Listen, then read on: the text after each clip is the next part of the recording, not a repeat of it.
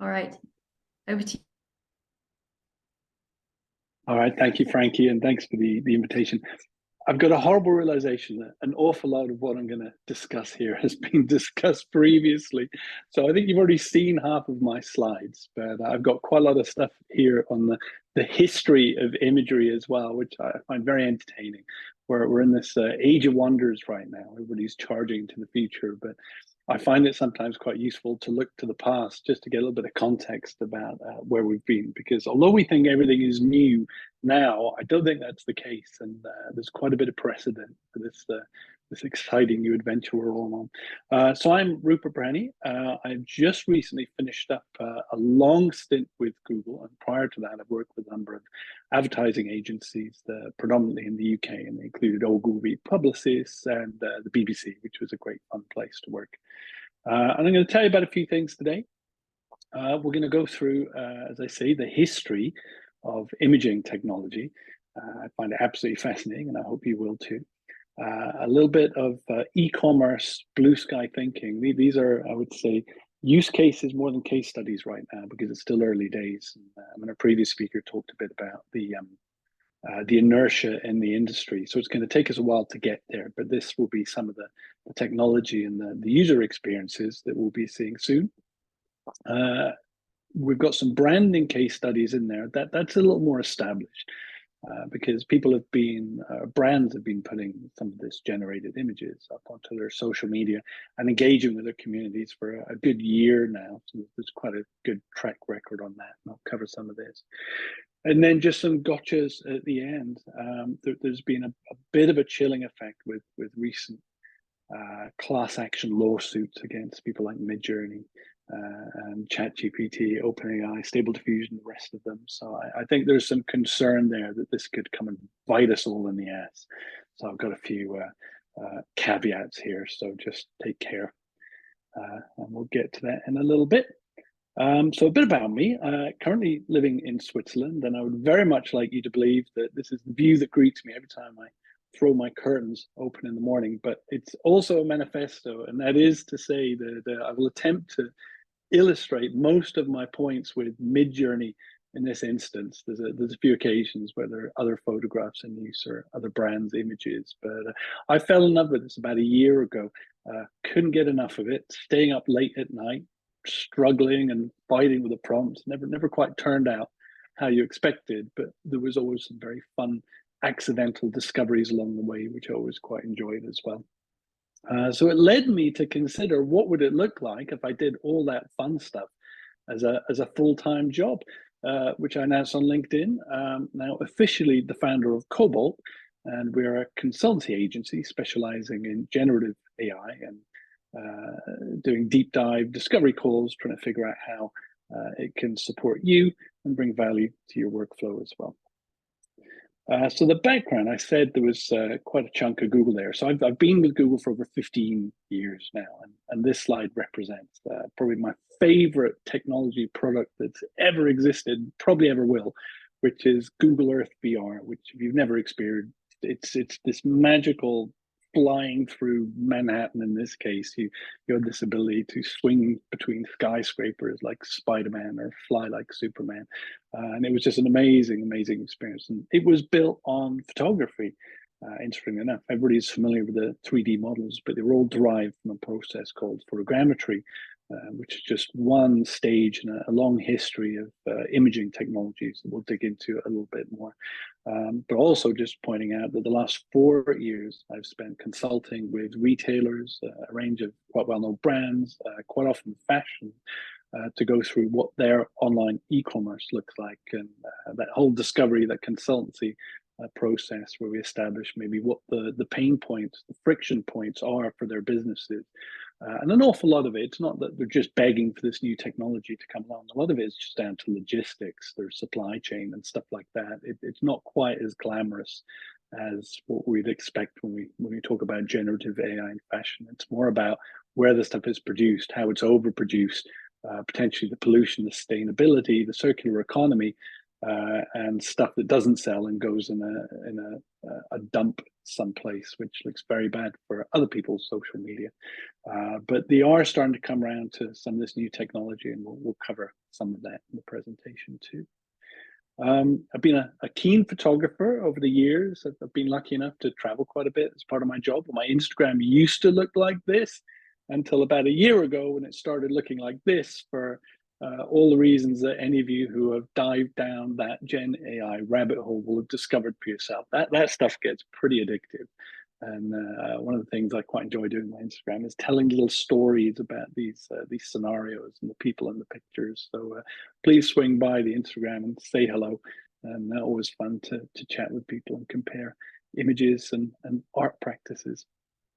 And talking of which, this is an odd little story which will maybe kind of frame some of what I'm wrestling with just now in terms of the ethics or the value of synthetic imagery, because in the past it was difficult to get good photographs. And case in point, this is a recreation I made of one of my father's photographs. He had a series of 5-bar wooden gates, and for an image like this, he would routinely get up at some ridiculous 5 a.m. time in the morning, pedal 10 miles on his bike just to capture that dawn glow at a very specific point that he'd probably clocked on a family walk a little bit before. And then, of course, he'd come back, and it would be a couple of weeks before he'd used the rest of the camera roll, and then another week or so before the prints would get produced and sent back. And so the effort it would take to get an image like this, and then here, this Prometheus spark is available to all of us now, and we can create something like this in about 3 minutes flat.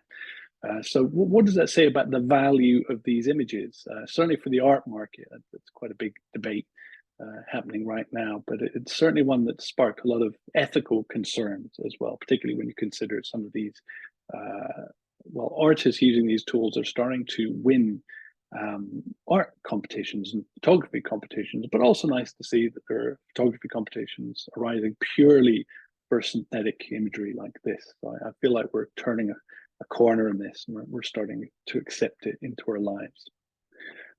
So the story started for me in a strange way. It became real when I got an email from a reporter at Vogue who wanted to interview me because she'd seen some fashion adjacent images that I'd been making with Midjourney around the beginning of this year. And so she invited me to discuss the implications for generative AI on the creative economy. And I was thankfully permitted to submit some images, and then lucky enough to have this one displayed on their homepage for a week, which I was absolutely overjoyed with. I've never seen any of this stuff in print yet. I'll probably just print some of my own. I think all my family are going to get photo books this year, but it was a real thrill to have that acknowledgement and get a sense that, okay, maybe some of these pictures are ready for the prime time. There's some early adopters out there that just love good images, and they're willing to take a punt on them. So I submitted a few things, and I like this idea of, what I didn't want to replace a photographer or a model, but what could you make with your imagination and tools like these that you couldn't do in real life? And so I tried to make a dress out of coffee and fire and some underwater. Zero gravity, I never quite nailed it. It was a tricky one. You're constrained to an extent by the training data, and there's not a lot of astronaut fashion shoots at the moment, but I'm sure that will change soon. And Tom Cruise will, of course, be first and foremost on that. I love this picture. This is probably one I'll get printed up at some point. But getting into some of the actual more clothing design, you could start getting some quite sophisticated outfits just by learning some of the language, which I hadn't really done previously. But what does fashion look like? What does it sound like? And what are the things that could conceivably be made? Because you do have this little barrier to where I think a lot of the images that you see generated at the moment are a little more costume-like than couture. And it's not the kind of thing you could imagine yes, you might wear this in Fortnite, but I don't think you're going to be going down to Asda in this anytime soon. And then would that we all get an invite to the Met Gala. Yeah, some underwater ones. This would have been absolutely unthinkable cruelty on a real model, but you can get away with a lot on these synthetic images. And these are a bit old now. They're about 10 months old, and so the models have advanced quite a bit. And this is more recent, which to an extent, I find it more predictable. It's less exciting for me in a way. But you can get some quite photorealistic images and these intriguing characters, as I say, which increasingly do have 5 fingers and have faces that look a bit lived in and not like an over blurred Photoshop image. And so that's quite affirming. And the industry as a whole is catching up with this. So Tatler, in a very strange turn of events, they put together a shoot for a cover in Singapore. For some reason, Vogue and Tatler in Singapore seem to be doing a lot of really creative stuff. And they shot as reference real models in real scenes a bit like these, and then used them to like input descriptions and in some instances photos that were then worked up but then completely reimagined again in the generative AI. But they're putting covers together. Cosmopolitan famously had the first AI cover, which seems very rudimentary now. But as I say, a lot of time has passed, and these models are coming on at an absolutely incredible rate. And then I think some of you have probably heard of Copy magazine. Again, Vogue Business did a piece on this. And this was a Swedish art director from a design agency just went, screw it, I'm going to make my own magazine. And it's absolutely beautiful. It's about 1.5 inches thick, weighs a ton, but it's fantastic art paper. There's a mix of matte and glossy, and it's full of just exquisite images of lifestyle and fashion that, to all intents and purposes, look real at this point.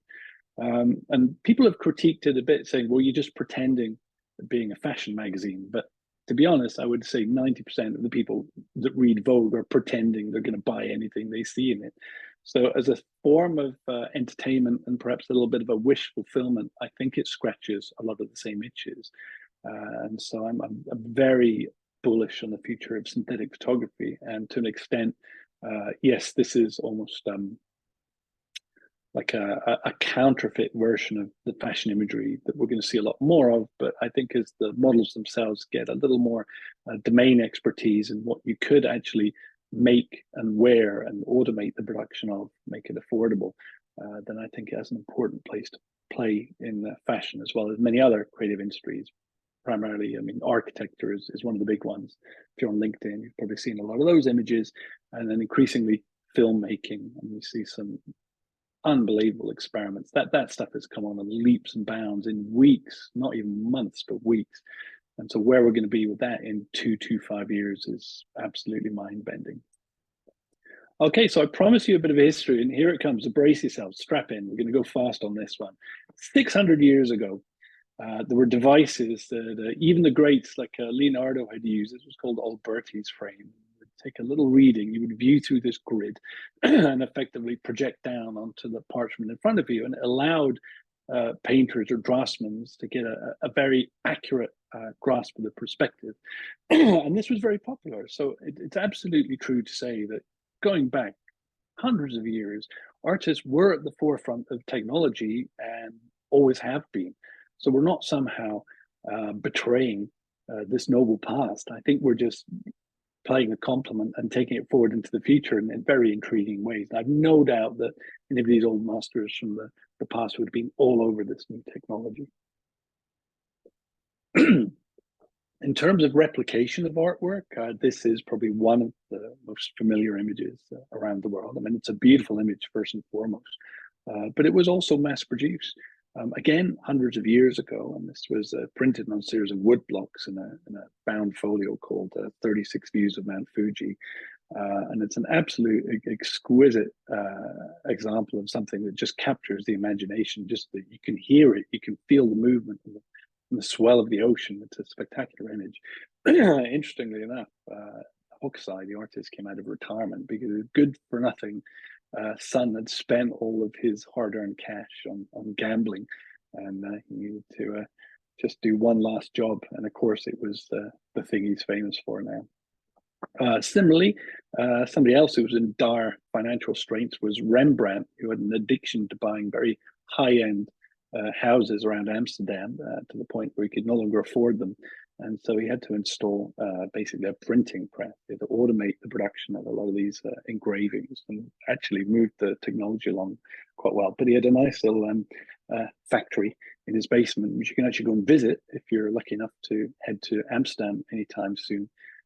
And you'll see just the mechanisms that were in place again hundreds of years ago to mass produce images to sell to a broadest, the broadest market that you could.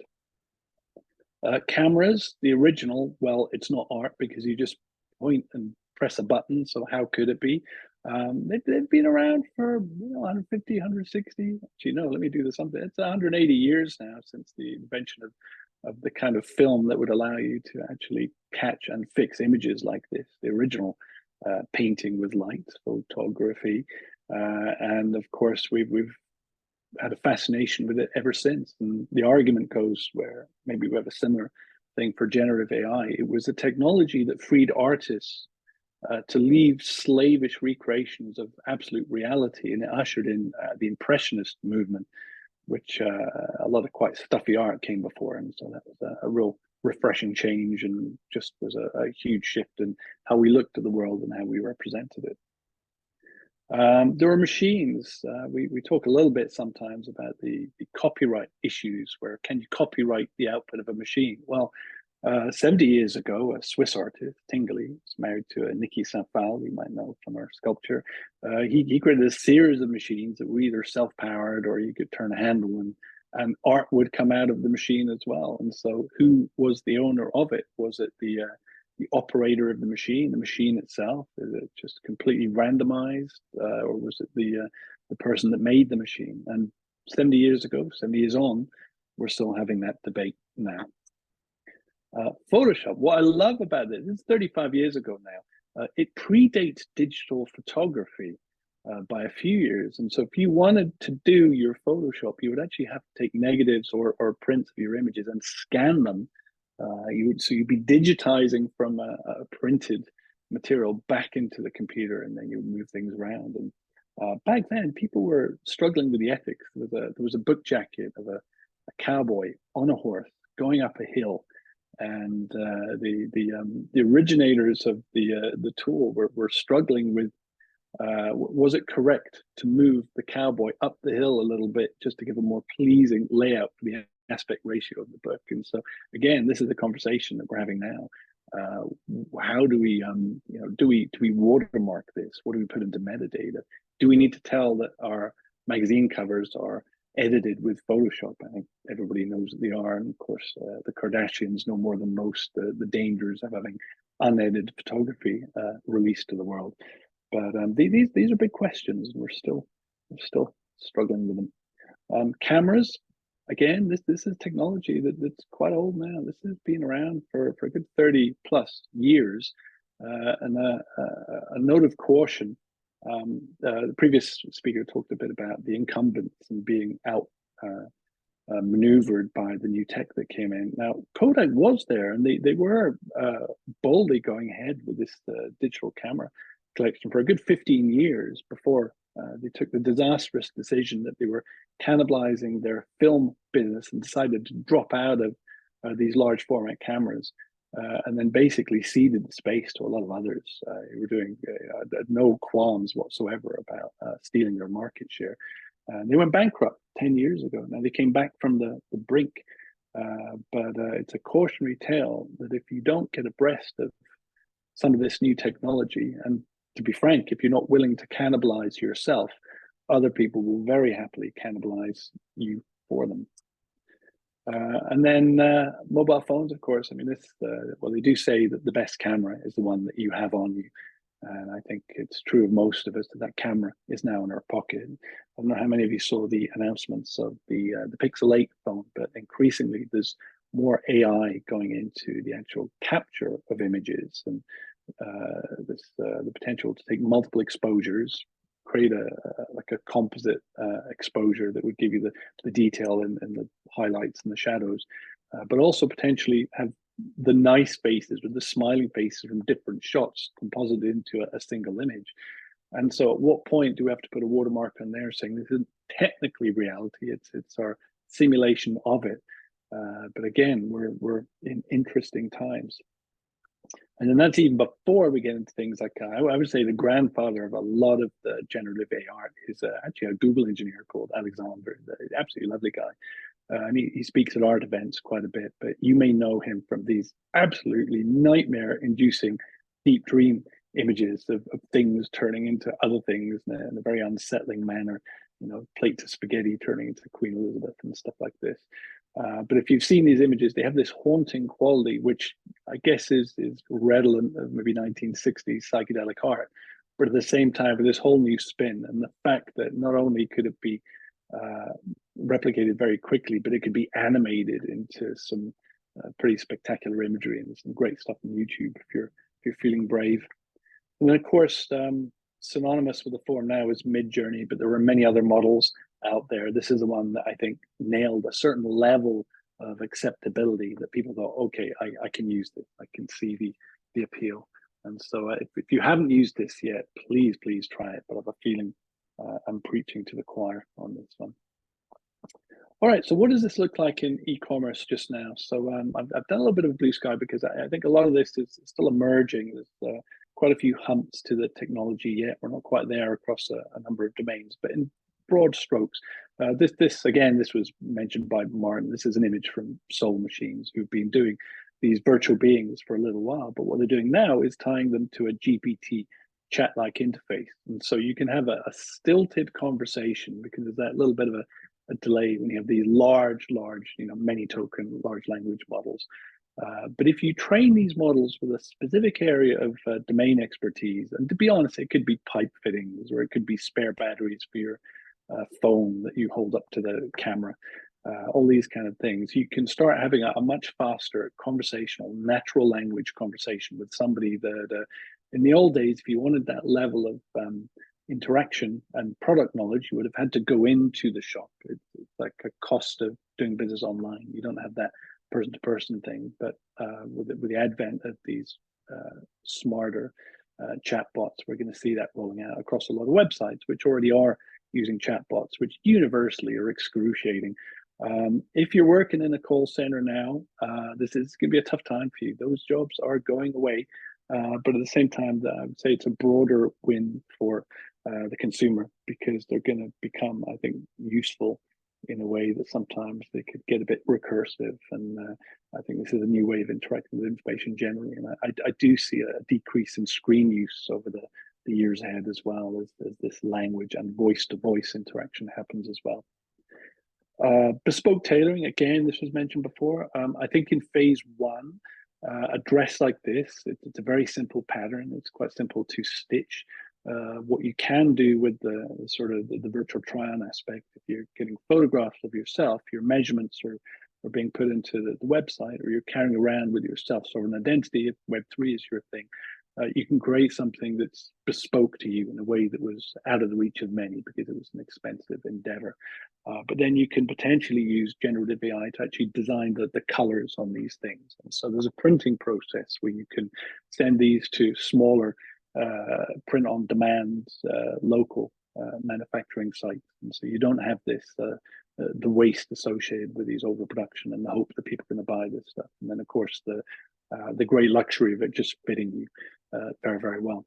But in the longer view, I think we're going to see more interesting cutting patterns arise. The billion-dollar gap in the market here is somebody being able to take a mid-journey fashion image and then actually send that to a tailor or a machine to cut and automatically sew these things. And we're not quite there yet, but that's potentially a big business in the future. And there will be millions spent getting there, and there will be billions made when we are there. The try-on thing, again, we're familiar with this from augmented reality. These are some stills from Google's latest effort. And so this is actually a generative AI model where at the expense of creating this amount of photography for a single stock item would just be unfathomable. You just couldn't do it. And so there's a model here that will take a variety of body shapes, skin tones, and it will, with an understanding of the item, the fabric, the weight and the elasticity, it can give you a fairly accurate draping across one of these models that you could pick the one that looks like you, or you could give it your own photograph or your own dimensions, and again, it will create these for you on the fly. And this actually is already live. This is out there now. So if you want to check the marketplace internally, if you're an advertiser on Google Shopping, these tools are slowly being rolled out, but I think they're very effective. This idea of uh, buying something that doesn't look right on you, well, here you get right off the bat, you know if it's going to work with your coloring and your figure.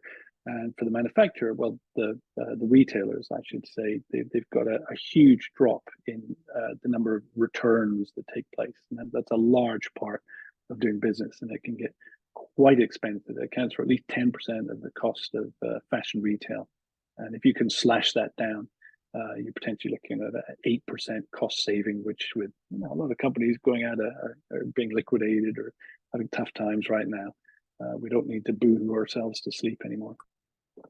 Makeup is an interesting one. You've probably seen some augmented reality demos. Again, Google did a collaboration with Modaface, which is partly owned by L'Oreal, where it would allow you to follow along with fashion influencers and makeup influencers, where you could buy the palette from Mac or whoever, and then follow along with a makeup tutorial. But you could also have the camera switched on, and you would see what this stuff would look like on your face. Now, the difference between doing that at home and maybe going to a department store and getting an actual makeover, you would have somebody on hand there that would understand your eye shape. Do you want to accentuate it? Do you want to reduce them? What are your eyebrows like? What is your overall face shape? Do you want to, exaggerate or refine it? All of that stuff will be available in these AI models that could give you a nudge towards something that is more flattering to you. And we've seen that with spectacles, reading glasses, and so forth. And the idea that this AI can maybe come up with something a little more unusual for your coloring, stuff that you maybe hadn't tried before. You can afford to be a little bolder. So this is a fun way to explore your look. And then for makeup to makeover, one of the early, there was a very small demo where you could take a picture of your house, and then basically the pose would be extracted from it. It would have an understanding of the dimensions of the room you're in and just give you a complete furniture makeover. Now, this is a big thing for retailers. If you go into an IKEA, you'll see something like this in the show floor, where they recreate a series of different size rooms and populate it with all of the items that you might have. Now, one of the retailers' ways of bumping their take up is not just getting new customers, but squeezing more out of the customers they have.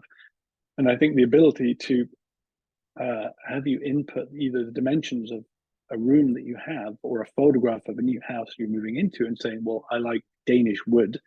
What will this look like? Here's my budget. And then for it to put together a suggested batch of furniture and then position them in this very pleasing manner. It's quite an effective way of getting a sense of something that works for you, works for your space, works for your budget, and doesn't have you going to what's quite an expensive process of actually having an interior designer come in. So again, if you're an interior designer, it's also initially it's going to make your life easier because you get these tools and the fidelity of the mocks that you can give to people, but ultimately there's a strong chance of disintermediation there.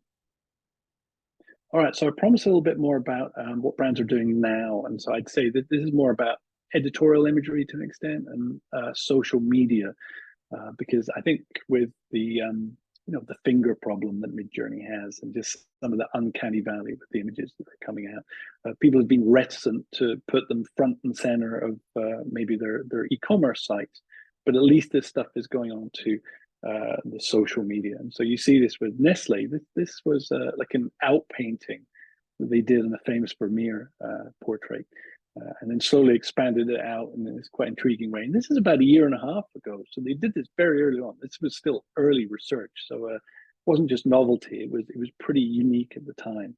And it's on YouTube. It's worth having a look at this one. Some of you may have seen there was a beautiful piece by a British director for Coca-Cola called Masterpiece.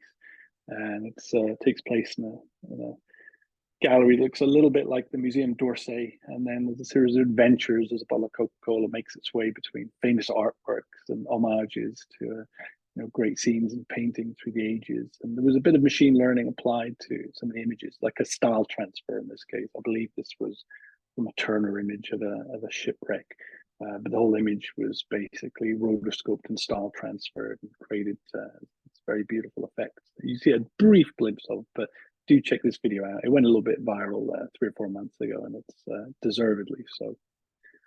Again, Coca-Cola, they've really engaged with this, and they've since done it again. But on social media, they're encouraging people to go out and create images based on their brand assets. And so, what's better than paying for advertising yourself? Just having all of your fans go out and advertise yourself for them. And so, they've done quite a good job of having this. And of course, the payoff to the users or the people that submit the imagery is a chance to get this up on I believe Times Square, the giant LED billboards there, which again launches another wave of reposts onto social media. So it's very canny marketing from Coca-Cola. So well played. And then this is one I saw, and I love this. This is a local Swiss one. I passed this exact poster on my way to the shops a few months back, and it stopped me in my tracks and go, okay, I haven't seen anything quite like this before. And I love when generative AI doesn't just parrot what's already out there, but does something I would say quite unique. In this instance, I love how they did this. They took that ridiculous, fruity, overwrought language that the wine tasters will tell you about, the fruity, mellow, vanilla notes with a hint of ashtray, and then took them as inputs into a prompt for Midjourney again in this instance, and came out with these quite exquisite images, which, it turns out all of that stuff they're coming out with, all this very elaborate language, there was poetry there, and seeing it manifest in these images took a lot of work. There was a lot of back and forth, and a lot of prompt engineering went into them. But there was a series of, I think, 5 of these, and they're all just astounding. So check this one out as well. Back to the Midjourney, we talked a bit about the complexity of getting a generated illustration of an image in something that's made.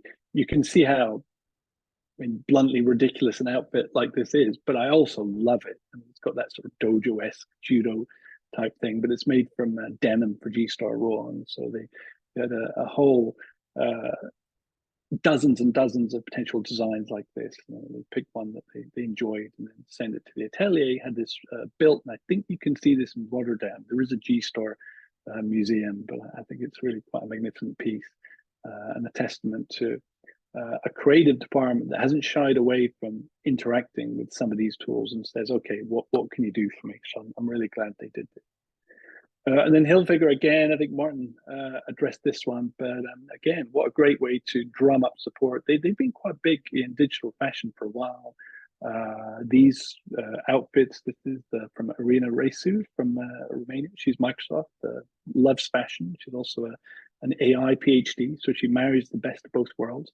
And what they created here was something that was constructed in 3D and available to purchase over at DressX. But if you had jumped into either Hilfiger's spatial installation last year, earlier this year, I should say, or attempted to visit them in Decentraland, you would see some quite elaborate showrooms, and then you could download the varsity jacket for your Ready Player Me. This idea of generative AI being a great source of potential couture for the metaverse, and that maybe Roblox, as Gucci would have you believe, or Fortnite, which seems to be getting a lot of attention just now. Or there's a Zepeto is one from, I think I got that name right, but very big in Korea. And, as we've learned from K-pop and Squid Game, if it's big in Korea now, it's going to be huge here in another couple of years. So keep an eye out on these emerging platforms. Okay, so it's not all plain sailing. Here are the caveats I promised you before. And so I'm going to say, be cautious with some of this stuff. It's not unreasonable to think that some of these class action lawsuits are going to bite, and some of these model providers are going to pull the rug on us. And so if you absolutely have a workflow that absolutely must have stability, stable diffusion, stability AI, or Midjourney, and that goes away as it could do, then you're out of luck. So make sure you've got something robust enough. You have a backup plan. Inadvertent copyright infringement. This is the one that really scares people, because there will be lawyer bots out there sending out cease and desist emails to people that will just be too afraid to fight them. And I think a lot of it will be very speculative and unfair. But when confronted with an image like this, now I don't think this was stolen from Getty Images, but the training data obviously included Getty Images. And so the little computer went off and thought, I know what makes a nice picture, this funny little square here. And so it did its pretend version, almost like a kid when they're learning to draw, they copy these real world things. And so you have this bizarre situation of something that really, really does look like stolen artwork. And if you're spending 100 million on an activation, the fact that you saved a couple of grand early on in the image production phase just doesn't pass muster. And so people do not want to poison their media spend on this stuff. So be very, very careful with this stuff, or only use a model that you know is fully approved. And so, funny enough, Getty have actually produced their own version of this just this week. And I believe that Firefly now is out of beta and also offers an indemnity against copyright claims. And they both have a facility to share the revenue with the providers of the image data. It's unprotected. You can make a beautiful comic strip like this, but you can't copyright it, and anybody can go away and print their own version of this. Now, there's a couple of tweaks to that because the layout and the boxing and the text is copyrightable, but individual images, somebody could create a postcard range on this, and you couldn't enforce your ownership at all. But just to be aware. And then the IP leaks. If you are training something internally, I mean, don't do what Midjourney kind of encourages you to do sometimes, and upload a bunch of your own images to riff off, because there's a way of seeing pretty much everything that you put out there, unless you're on the $60 model, which I think a lot of people aren't. And so you don't want to inadvertently broadcast the crown jewels. So please be careful with that one. And art direction is difficult. If you're like architecture is important, you need to get your pillars in the right place. And if you generate an image like this, and your art director says, could you move that over to the left and make that bit blue? Well, on Midjourney, no, you can't. Potentially you can a little more with something like ControlNet, but it's difficult to get a consistent image out of these things, but it's getting easier with time. And then bias, of course, the famous one. If you type in a surgeon, you're probably going to get a man, and a nurse, you're probably going to get a woman, or in this case, the CEO from hell, from what I can tell. And then regulation. Now, there's a lot of competing rules in different districts. It depends, obviously, where you're working from, but that potentially gets expensive too. So watch out for the cost of compliance, making really sure you're not doing something untoward on your local regulation environment. And then don't be lazy. I mean, this is a beautiful image, but you see it time and time again. It's easy to do beautiful, symmetrical young women. They're a trope, but we've seen it all by now. So just do something a little more creative. And then watch out, because sometimes the creative teams are going to resist. They're going to have the fear that you're out there to get their jobs. Now, my manifesto is that we help you do more with the teams that you have, but just to be aware that there's not everybody is going to welcome our new AI overlords. All right, so just in closing, a couple of slides for here. Figure out a workflow. You're probably not going to get everything you need from one tool. I mean, it might be Midjourney, it might be ControlNet, as I mentioned before. Figure out what works and build a whole process in place, not just depending on one thing, and you can really elevate the output you get. Just start being more creative. I mean, for me, I have Discord on my phone in my pocket. So if I see an interesting site, I just try and illustrate it in Midjourney right away, and then develop it back home a little bit. But it's like having that magical color pencil set in your pocket at all times.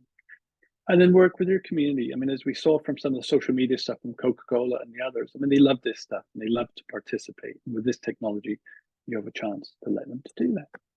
So I'd like to thank you very much. I'm easy to find. I'm on cobaltstars.com and also pretty visible on LinkedIn. So drop by, say hello, and let me have a look at what you're working on. I would love to see.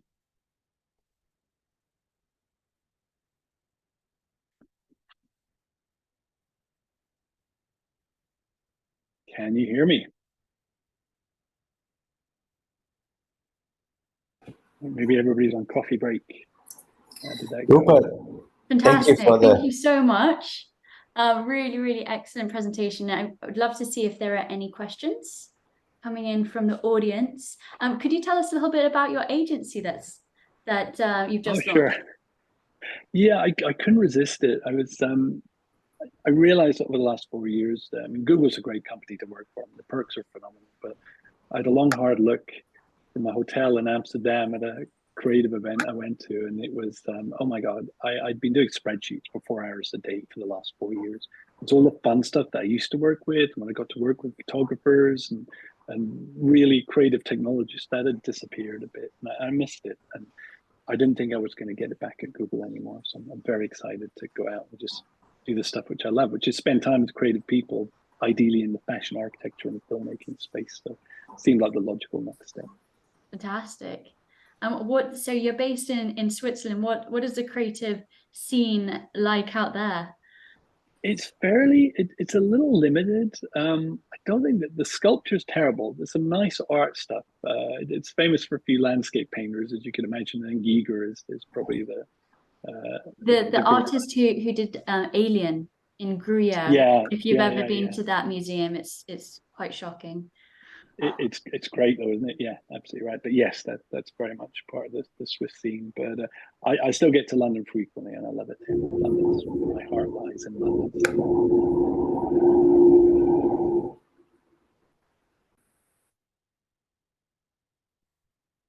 So what's next for you in terms of the agency side of things? Oh, well, I'm talking to a few, well, somebody in fashion, somebody in architecture, and got a few balls rolling on the video production. So watch this space. You'll see a bit more over time, and it's super exciting. Got a few scripts of my own that I'd like to see illustrated at some stage as well. So, I mean, for me, Oh. this is my road into the film industry, but without having to go through all of the just onerous stuff there. So Mm-hmm. it's So a have you joy. tried runway and creating the whole mini trailers and things like that? Yeah, yeah, absolutely. I'm excited, but at the same time, I think we're years away from this being good enough. The uncanny valley is still quite rough, and I've sort of spoken on that on LinkedIn. But I think the unpopular opinion from me is it has to be much, much better than this. But what's interesting is it's not just this linear progression that traditional crafts goes through. It seems to be geometric, that's like up and up and up and up to the right, because this stuff reinforces itself. It's technology stacked upon technology. So I think this might come around even quicker than we expect. I mean, look what happened to deep fakes. They're indistinguishable at this point, and that happened quick. Yeah, absolutely. And then I look at Barbie coming out, and Yeah, what was it called? Oppenheimer, and then there was the Barbenheimer. Barb. Yeah, exactly. So there'll be a lot of Yeah. those memes coming out. Um, Mm. stylized memes. Fantastic. Well, thank you so much for your My talk. pleasure. Thank you for the Um, invitation. Bye-bye. and we've got Dong. If you would like to start earlier, it would be brilliant to have you.